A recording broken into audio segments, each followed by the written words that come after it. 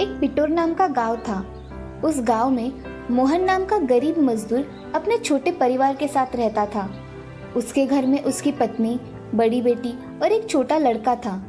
अपने परिवार को चलाने के लिए मोहन को गांव में जो भी काम मिलता उसे वो बड़ी मेहनत और ईमानदारी से करता था।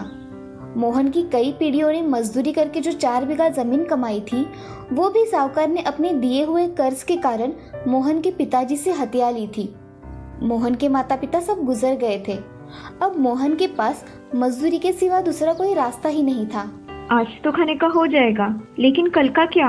अरे भाग्यवान, फिक्र मत करो, आज अपने काम का पैसा जरूर मिल जाएगा और नया काम भी मिल जाएगा। आज जमींदार से पैसे मिलते ही बाजार जाकर मैं किराना खरीद लाता हूँ। फिर मोहन पुराने काम के पैसे मांगने और नया काम ढूंढने घर से निकल पड़ता है। रास्ते में चलते चलते उसे अपने पहचान के कुछ लोग मिल जाते हैं। अरे भाई मोहन, इतनी सुबह सुबह कहाँ चल दिए? जा रहा होगा जमींदार के पास अपना पुराना हिसाब मांगने, और जमींदार इसे हर रोज की तरह कहेगा, भाई आज नहीं कल फिर आना। लगाते रहना भाई चक्कर पे चक्कर, लेकिन कुछ नहीं मिलेगा जमींदार के पास, ना पैसा ना ही काम। वैसे काम मिल भी गया तो पुराना हिसाब देकर आज का बाकी रखेगा वो जमींदार। इससे अच्छा तो साहूकार है भाई, आज का पैसा आज ही देगा और ऊपर से विदेशी शराब भी पिलाएगा। मत लो मेरे सामने उस साहूकार का नाम। अरे अपनी खुद की ही जमीन पर हम मजदूर की तरह और कितने दिन काम करेंगे, और वो हमें मजदूरी देकर खुद ही हमारे जमीन पर हजारों की कमाई करेगा। जरा सोचो कि हम उससे अपनी जमीन कैसे छुड़ाए। कुछ नया सोचो भाई। अच्छा, तो तू क्या नया कर रहा है भाई? और तू जो काम करता है उसका तो तुझे पैसा भी समय पे नहीं मिलता। आया हमें नई सोच सिखाने। अरे मेरे भाइयों, जरा मेरी बात ठीक से तो समझो। वो साहूकार आपको नकली शराब पिला पिला कर बीमार करके एक दिन तुम्हारी बची हुई जमीन भी हथिया लेगा, फिर तब कोई कुछ भी नहीं कर पाएगा। छोड़ो भाई, ये तो गधा है, इसे कुछ समझ नहीं आएगा। ये तो उल्टा हमें ही माए बाप साहूकार के खिलाफ भड़काऊ पट्टी पड़ा रहा है। किसी को भला काम बताओ तो वो सामने वाले को ही बुरा और कम समझने लगता है, और दूसरे को ही ध्यान की बातें सुनाने लगता है। चलो भाई चलो, हम काम पे चलते हैं, नहीं तो साहूकार गुस्सा हो जाएगा। हाँ भाई चलो चलो, छोड़ो इसे समझाना। तो फिर इस तरह से आपस में बातें करके वो तीनों अपने रास्ते चले जाते हैं और मोहन अपने रास्ते निकल पड़ता है। चलते चलते रास्ते में मोहन सोचने लगता है कि ये बात तो सच है कि जमींदार वक्त पे अपनी मजदूरी की कमाई तो कभी देता नहीं, और कभी देता है तो थोड़ा थोड़ा पैसा देके दोबारा उसी के यहाँ ही काम पर आने के लिए बांधे रखता है। नहीं आए तो पैसा देने में बहुत देरी करता है। इसीलिए जमींदार अपनी मजदूरी की पूरी कमाई कभी एक साथ देता नहीं। इसी वजह से मोहन जमींदार से बहुत ही नाराज था और कुछ नई सोच आजमाने की सोच रहा था। कुछ नया सोचना होगा, लेकिन सोचे भी तो क्या और करे भी तो क्या? जो काम अपना खुद का हो, जहाँ से हर रोज नगद पैसा मिले, अपना घर चले, बड़ी बेटी की पढ़ाई भी अच्छे से शुरू हो जाए। इस तरह नई सोच में चलते चलते वो जमींदार के घर के सामने आ जाता है और घर के आंगन में खड़ा होकर आवाज लगाता है, जमींदार साहब, माई बाप, क्या आप घर पर हो? हाँ। अरे मोहन, आ गए तुम? बड़ी बड़ी मूंछों वाला जमींदार अपने घर के दरवाजे से बाहर निकलता है और आंगन में खड़े हुए बैलों की तरफ देखकर मोहन से बोलता है, अरे आओ आओ मोहन, तुम्हारा ही इंतजार था। आज माडू बाजार जाना है, ये अपने पुराने बैल बेचने। माई बाप, क्या नई जोड़ी खरीदना है?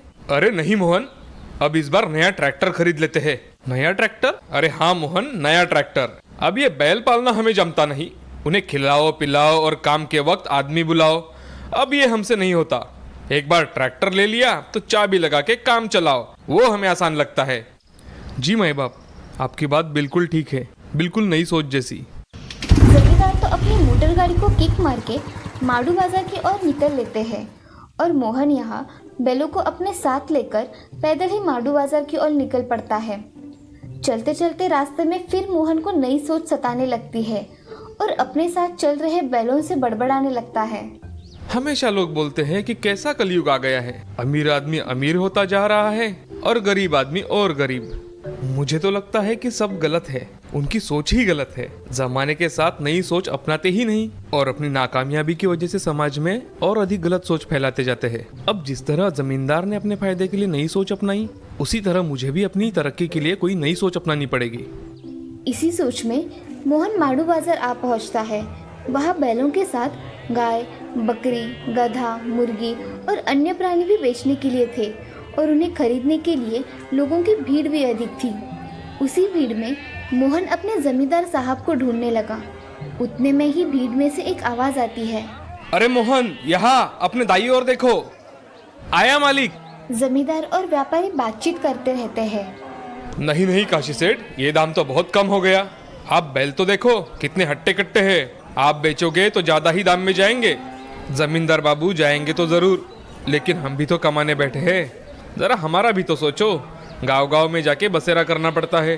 कुछ ज्यादा नहीं, लेकिन बैल देखकर 2 बढ़ा के देता हूँ। अब इससे आगे एक आना भी ज्यादा नहीं दूंगा।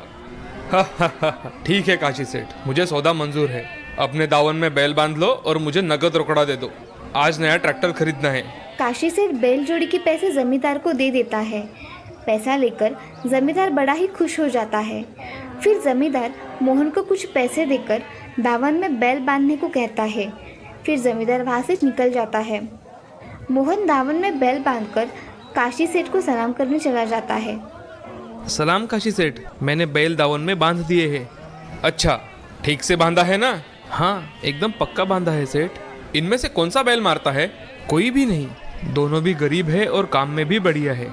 अरे वाह, फिर तो अच्छा है। ये लो 10 रुपया इनाम के तौर पर। नहीं नहीं सेठ, मुझे बस अपने काम का ही पैसा चाहिए, और इस काम का पैसा तो मुझे जमींदार साहब ने पहले ही दे दिया है। आपको कुछ देना है तो मुझे नया काम दो सेठ। नया काम तो अभी मेरे पास नहीं है, लेकिन ये 10 रुपये अभी ले लो। कुछ नया काम मिल जाएगा तो मैं तुम्हें जरूर बता दूंगा। फिर मोहन काशी सेठ से 10 रुपए लेके बाजार घूमने निकल पड़ता है। बाजार घूमते घूमते मोहन को एक परेशान आदमी मिल जाता है। उसका नाम था अकबर दादा, और मोहन उनसे उनकी परेशानी की वजह पूछने लगता है। क्या हुआ दादा, आप इतने परेशान क्यों हो? अरे खबर ही ऐसी मिली है भाई, जो मेरे मुर्गे लाने वाली गाड़ी थी वो रास्ते में खराब हो गई है, और आज बाजार का पहला दिन है। मुर्गियाँ वक्त पर नहीं आई तो बाजार की यह जगह भी हाथ से चली जाएगी, और मैं जगह भी तो छोड़ नहीं सकता। मोहन इस अवसर का लाभ उठाता है और अकबर दादा को भरोसा देकर कहता है, आप परेशान मत हो दादा, मैं आपकी मुर्गियाँ ला के देता हूँ। बस आप कुछ पहचान दे दो ताकि आपकी मुर्गियाँ मैं ला सकूँ। फिर अकबर दादा मोहन को अपने हाथ की अंगूठी देकर कहते हैं, ये लो, मुराद नाम है मेरे भाई का। वो तुम्हें बेला गांव के रास्ते में मिल जाएगा। उसे ये निशानी दिखा देना, वो समझ जाएगा। निशानी लेके मोहन वहाँ से निकल पड़ता है और काशी सेठ के पास आ जाता है। उनको वही 10 रुपये वापस करके कुछ समय के लिए गधा भाड़े से मांग लेता है। काशी सेठ मोहन को पहचानते थे, इसीलिए वो उसे गधा भाड़े पे दे देते हैं। फिर मोहन गधा लेके बेला गांव की ओर निकल पड़ता है। बहुत दूर आने के बाद उसे एक मुर्गी की बंद गाड़ी दिखाई देती है। मुराद गाड़ी को ठीक करने में लगा हुआ होता है और मोहन उसके पास जाके बोलता है, क्यों मुराद भाई, आज के दिन गाड़ी ठीक होगी या नहीं? क्या मैं आपकी कुछ मदद कर दूं? अजनबी आदमी को अपना नाम लेके बुलाने पर मुराद थोड़ा चौंक जाता है, और फिर मोहन उसे अकबर दादा ने दी हुई निशानी देकर सब बात बता देता है और कहता है, वहाँ आपके बड़े भाई परेशान हैं, मुझे जल्दी मुर्गियाँ लाने के लिए आपके पास भेजा है। फिर मुराद पूरी बात समझकर मुर्गियों की कुछ टोकरियां मोहन के लाए गधे पर लाद देता है। मोहन वो मुर्गियां बाजार में अकबर दादा के पास लेके आता है। इसी तरह मोहन 4 चक्कर लगा के सारी मुर्गियों की टोकरियां बाजार में लेके आता है। अकबर दादा मोहन की मेहनत और ईमानदारी देखकर खुशी से मोहन को 150 रुपये दे देते हैं। मोहन वो 150 रुपये लेके अपने गधे के साथ वहाँ से निकल पड़ता है, और यहाँ काशी से थोड़ा परेशान होते हैं, क्योंकि हमेशा जानवरों को चारा लाने वाली ट्रक इस बार बहुत ही महंगा चारा बेच रही थी, और काशी सेठ पर आमदनी शुरू होने से पहले ही खर्चा रुपया करने की बारी आ गई थी। फिर उतने में मोहन वहां आ जाता है। मोहन को पूरी बात पता चल जाती है कि इस बार जानवरों के चारे की कीमत बाजार में बढ़ गई है, और काशी सेठ को उनका गधा वापस करते समय मोहन कहता है, सेठ आप परेशान मत हो, मैं आपके सारे जानवरों का चारा अकेला ही कम दाम में ला कर दूंगा। अरे भाई, 50 से भी ज्यादा जानवर हैं, उन सबका चारा कैसे ला पाओगे? बाजार तो आज से ही शुरू हुआ है, अभी 1 महीना और चलेगा। बस आप मुझे आपके और 3 गधे भाड़े पे दे दो, बाकी मैं संभाल लूंगा। लेकिन हर दिन चारा लाने का कितना लोगे भाई, और वो भी महीना भर? आप बताओ कितना दोगे? पूरे जानवरों का एक दिन का ट्रक वाले 1700 रुपये मांग रहे हैं, मैं तुम्हें प्रतिदिन का 700 रुपये दे सकता हूँ। मगर तुम सारे जानवरों का चारा दिन भर में ला सके तो। मुझे सौदा मंजूर है सेठ। तो कल से काम शुरू कर दो और ये 3 गधे अपने साथ रखो, चाहे तो इनका भाड़ा भी मत दो। फिर मोहन बड़ी ही उम्मीद से वहाँ से 4 गधे अपने साथ लेके अपने गांव वापस आ जाता है। दुकान से नगद सामान खरीद के मोहन अपने घर आ जाता है।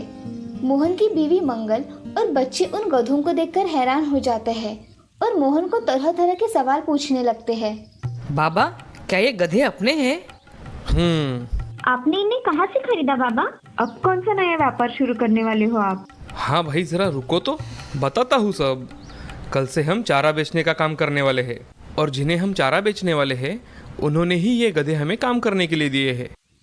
इसी तरह मोहन अपने घर वालों को सब बात बता के समझा देता है और दुकान का सामान मंगल के हाथ देकर कुछ अच्छा पकाने के लिए कहता है। गधों को अच्छे से बांधकर उन्हें चारा डाल देता है और रात को पूरा परिवार खुशी से भर पेट खाना खाकर सो जाता है। सुबह मोहन जल्दी उठकर कटाई का सामान और बड़ी बड़ी थैलियां रस्सी गधों पर लांद के माड़ू बाजार की ओर निकल पड़ता है। रास्ते में आने वाले जंगल से चारा कटाई करके गधों पर थैली के साथ लाद देता है और बाजार निकल पड़ता है। काशी सेठ मोहन को देखकर खुश हो जाते हैं। मोहन खुद ही सब चारा जानवरों को बारी बारी डाल देता है और फिर जंगल की ओर निकल पड़ता है। जंगल से चारे के लिए मोहन दिन भर में अंदाजन 9 बार चक्कर लगाकर आवश्यकता से भी थोड़ा अधिक चारा जमा करवाता है। अरे वाह मोहन, बहुत ही बढ़िया काम किया है तुमने आज। आज सारे जानवरों का व्यापार भी अच्छा हुआ और तुम्हारे साथ का ये सौदा भी अच्छा रहा है मेरा। शुक्रिया काशी सेठ, बस आपकी ही मेहरबानी है। अरे मेहरबानी कैसी, ये तो तुम्हारी मेहनत है भाई। ये लो 750 रुपए। लेकिन अपना सौदा तो 700 का था। अरे भाई, तुमने आज बाकी का काम भी तो किया है, इसलिए मैंने ये तुम्हें खुशी से दिए हैं। फिर इसी तरह से मोहन की एक अच्छी आमदनी की शुरुआत हो गई। हर रोज मोहन अच्छा काम करके अपनी कमाई बढ़ाने लगा। उसका परिवार भी खुश था। हर रोज सुबह जल्दी उठकर मोहन गधों को लेकर माड़ू बाजार की ओर निकल पड़ता और रास्ते में आने वाले मैदानों से, जंगलों से, तो कभी खाली खेतों से चारा काटकर बाजार में काशी सेठ को बेच देता था। गांव के लोग मोहन को गधों के साथ देखकर उस पे हंसने लगते थे और तरह तरह की बातें आपस में करने लगते थे, लेकिन मोहन ने उनकी ओर जरा भी ध्यान नहीं दिया और अपने काम में लगा रहा। फिर एक दिन अकबर दादा से मोहन की मुलाकात हो जाती है। अरे भाई मोहन, क्या हाल है? अकबर दादा, आपकी दुआ से सब बढ़िया है। ये 4 गधे अपने ही हैं। हर रोज चारा काटो और काशी सेठ को बेचो। अरे फिर तो बढ़िया है। लेकिन भाई मोहन, यह माड़ू बाजार तो साल भर के लिए नहीं होता, महीना भर ही रहता है। अब और 20 दिन ही चलेगा, उसके बाद क्या? हाँ दादा, मैंने तो ये सोचा ही नहीं। अब आप ही कोई नई सोच बताओ, मैं भी कुछ नया करना चाहता हूँ। चलो, मैं रास्ते में तुम्हें सब बताता हूँ। बस मेरी मुर्गियों के दाने की बोरियां अपने गधे पे ले लो और अपने दुकान तक पहुँचा दो। फिर मोहन अपने गधों पे बोरियां लाद के अकबर दादा के पीछे निकल पड़ता है और अकबर दादा को अपनी पहले की सारी हकीकत बता देता है कि किस तरह से साहूकार ने उनकी जमीन हड़प ली और गांव में उनके परिवार की हालत कैसी है। उसकी सब हकीकत सुनकर अकबर दादा उसे मदद करने की तय करते हैं। मोहन, क्या तुम भी मेरी तरह व्यापार करना चाहोगे? हाँ जरूर दादा, लेकिन मुझे इसकी कुछ ज़्यादा जानकारी नहीं है। देखो मोहन, तुम्हें तरक्की करनी है तो मैं तुम्हें अपने राज की बात बताता हूँ। मुर्गी का व्यापार शुरू करने के लिए और उसे बढ़ाने के लिए पहले तो अंडे देने वाली मुर्गियाँ खरीदो। उन अंडों को जमा करके उन पर मुर्गी बिठाओ। 1.5 महीने के अंदर तुम्हारी एक मुर्गी से उनके बच्चों की संख्या बढ़ जाएगी और 6 महीने में वही बच्चे बड़े होकर अंडे देने लायक हो जाएंगे। एक मुर्गी कम से कम 20 या 30 अंडे देती है। पहले तो मुर्गी को अंडों के ऊपर बिठाकर उनकी तादाद बढ़ाओ, फिर बाद में जरूरत के हिसाब से थोड़े अंडे बेचो या फिर कभी मुर्गी बेचो। तो इस तरह से तुम मेरी तरह मुर्गी का व्यापारी बन जाओगे। लेकिन मैं अंडे देने वाली मुर्गियाँ कैसे पहचानूंगा? कौन सी अच्छी, कौन सी बुरी और कितने में मिलेगी? अरे मैं हूं ना, मैं सब बता दूंगा। मेरे पास कुछ अच्छी अंडी देने वाली मुर्गियां हैं, मैं तुम्हें वो सस्ते में दे दूंगा। तो फिर इस तरह से उनमें बात हुई और यूं ही बातों बातों में वो अकबर दादा के दुकान पर आ गए। मोहन ने सब दाने की बोरियां अकबर दादा के यहाँ उतार दी। अकबर दादा ने बदले में 2 अंडे देने वाली मुर्गियां मोहन को दे दी। मोहन ने और 8 मुर्गियां अकबर दादा से सस्ते में खरीद ली और घर जाके छोटी सी कुटिया बना के उस कुटिया में उन्हें रखने लगा और उनका दाना पानी करने का काम अपनी पत्नी और बच्चों पर सौंप दिया। मंगल को और थोड़ी बड़ी कुटिया करने के लिए बता दिया दूसरे दिन फिर मोहन अपने रोज का काम करने के लिए बाजार चला गया और वापस आते समय फिर 5 अच्छा अंडे देने वाली मुर्गियां खरीद लाया। इसी तरह हर रोज मोहन बाजार से आते समय अच्छा अंडे देने वाली मुर्गियां खरीद के लाने लगा और उसी के साथ उनको लगने वाला अनाज भी लाने लगा। मोहन अब हर रोज जम के काम करता और अकबर दादा की मदद से अच्छी मुर्गियां खरीद लाता है। कभी अनाज लेता, कभी मुर्गियां खरीद लेता, चारा तो कभी घास की कटाई जम के करता और गधों पर लाद कर काशी सेठ को लाके देता। काशी सेठ का जानवरों का व्यापार भी अच्छे से चलने लगा था। फिर काशी सेठ का भी बहुत फायदा होने के कारण वो मोहन पर खुश होकर उसे थोड़ा ज्यादा पैसा दे देते थे। मोहन भी बचे समय में बाजार में किसी की भी मदद करके थोड़ा और पैसा कमा लेता। इस बार बाजार 10 दिन ज्यादा चला। इस साल फसल अच्छी होने के कारण व्यापार भी बहुत बढ़ा। सभी का इसमें बहुत फायदा हुआ। माड़ू बाजार उठने से पहले मोहन ने कम से कम 90 अच्छे अंडे देने वाली मुर्गियां खरीद ली थी और 12 अच्छी नस्ल वाले मुर्गे खरीदे थे और उसमें से कुछ मुर्गियों के अंडों से चूजे भी निकलने लगे थे। मोहन के आंगन में और घर में अब जगह कम पड़ने लगी थी। हर रोज चूजों की संख्या बढ़ने लगी थी। मोहन और मंगल वो देखकर नया झोपड़ा बांधने लगे। मोहन ने अब बाजार से मुर्गियां खरीदना बंद कर दिया और अकबर दादा की सलाह से सिर्फ सस्ता अनाज खरीदने लगा। फिर बाजार का वो आखिरी दिन आ ही गया। वहाँ से बाजार अब उठने वाला था। काशी सेठ ने बहुत कमाई की थी इस साल, इसीलिए काशी सेठ ने खुश होकर आखिर में मोहन को 1000 रुपए नगद इनाम दिया और उसी के साथ एक गधा भी हमेशा के लिए इनाम दे दिया। मोहन बहुत ही खुश था। अकबर दादा ने जो सलाह दी थी और मोहन ने जो पहले मदद की थी, इसलिए दोनों एक दूसरे के अच्छे दोस्त और शुभचिंतक बन गए थे। बाजार बंद होने के बाद मोहन ने अपना पूरा ध्यान मुर्गियों पर रखना शुरू कर दिया था।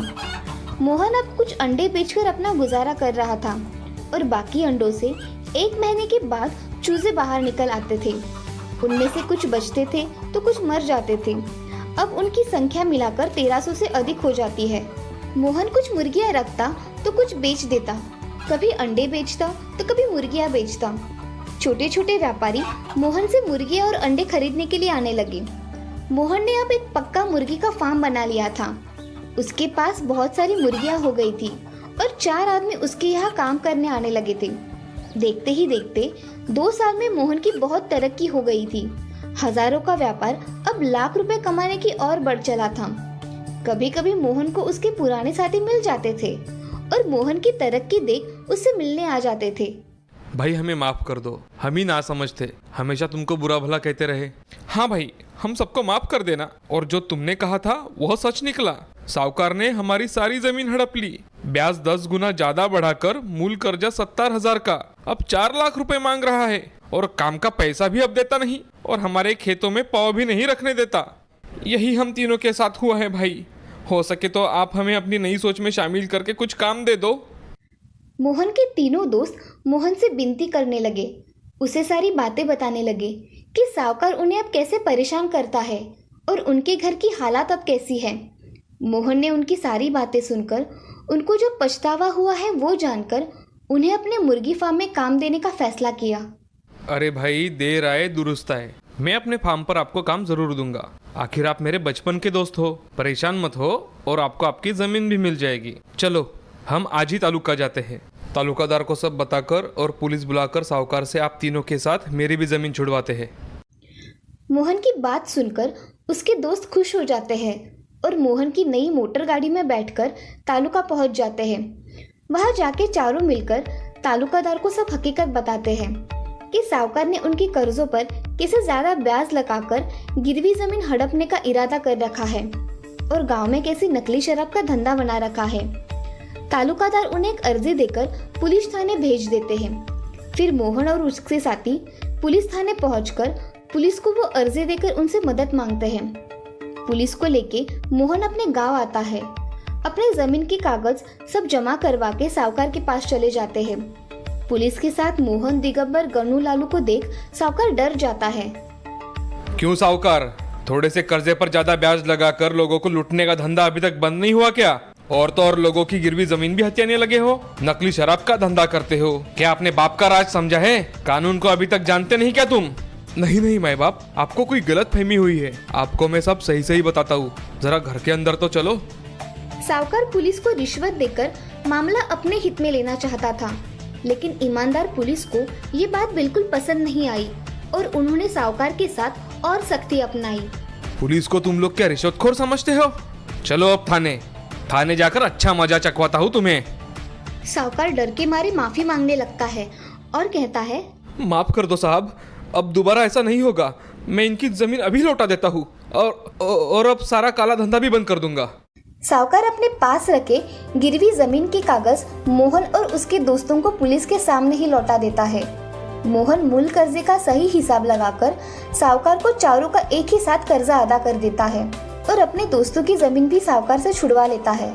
सभी दोस्त खुश हो जाते हैं और पुलिस साहूकार के गलत व्यवहार के कारण कुछ दिन कानून के तहत थाने ले जाती है। मोहन के दोस्त मोहन को शुक्रिया कहते हैं और अपने खुद के जमीन के साथ मोहन के मुर्गी फार्म पर भी काम करके बहुत अच्छा कमाने लगते हैं। अब सारा गांव साहूकार की परेशानी से मुक्त हो चुका था। मोहन का कारोबार भी बढ़ने लगा था। गांव के लोगों को भी अच्छा काम मिलने लगा था। सभी लोग अब नई सोच अपनाने लगे थे। खेती के साथ थोड़ा बहुत कुक्कुट पालन भी करने लगे थे। कुछ सालों में ही मोहन अब बड़ा जमींदार और मुर्गी फार्म वाला एक बड़ा व्यापारी बन चुका था।